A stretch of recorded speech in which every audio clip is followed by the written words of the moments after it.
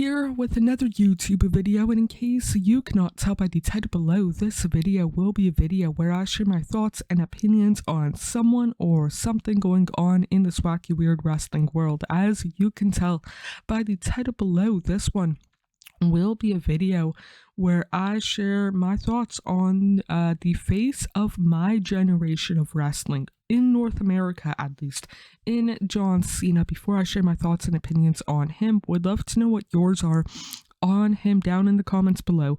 And again, face of my generation, I started watching right before I turned 10 in early 2004.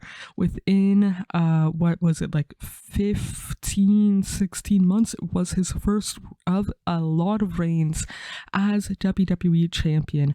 And every generation of wrestling fans, whether it's, again, for myself personally in North America, it could be over in the UK, Europe in general, Japan, this country, that continent, whatever the case might be, has a face of wrestling. For myself personally, again, it was John Cena, so I might be a little bit more than a little bit biased. He is one of my all-time favorite wrestlers, without a shadow of a doubt, from 2004 up until nowadays.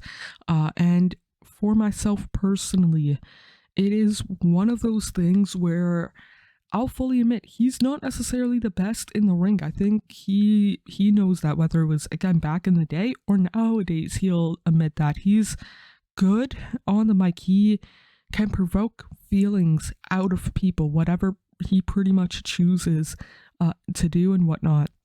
But when it comes to Cena, he's one of the guys that, like, if a non-wrestling fan asks me, hey, which wrestler, sports entertainer makes you proud to be a fan? At 100 times out of 100, it's going to be Cena. Not necessarily for what he's done in the ring, no matter what he said on the mic kind of deal, but it's one of those things where for a lot of years, by a lot of passionate wrestling fans, would boo the ever-living sugar honey iced tea out of him. And I don't know him personally, I never met him, but it seemed, outside looking in, that he took it in stride. It might have affected him, but it might not have affected him as much as it would other people, if that makes sense. Like, if I had week in, week out 15,000 people booing me, that'll probably affect me,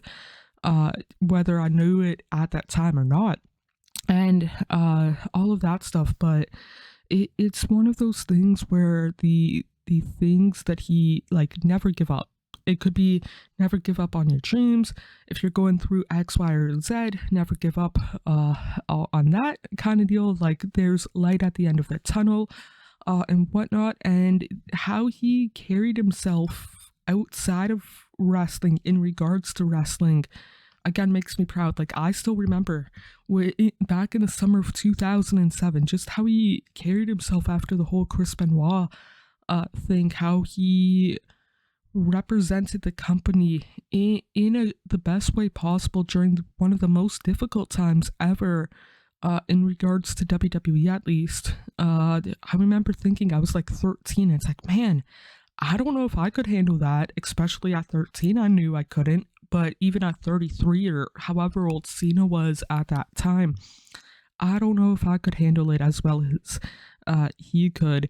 And then the media stuff, first to show up, last one to leave, and I would say more importantly, or at least for myself personally, more importantly, the amount of Make-A-Wish related stuff that he's done throughout the years without really, how do I put this, without really being asked to, if that makes sense. Like, I understand that Make-A-Wish kids wish to meet Cena, but Cena, based off everything I remember hearing, he didn't want that to be let out.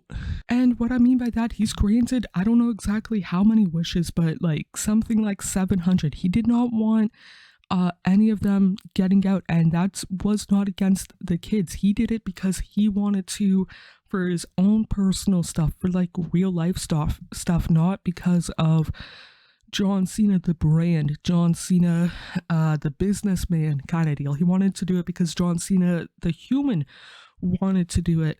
And all the respect in the world for doing that.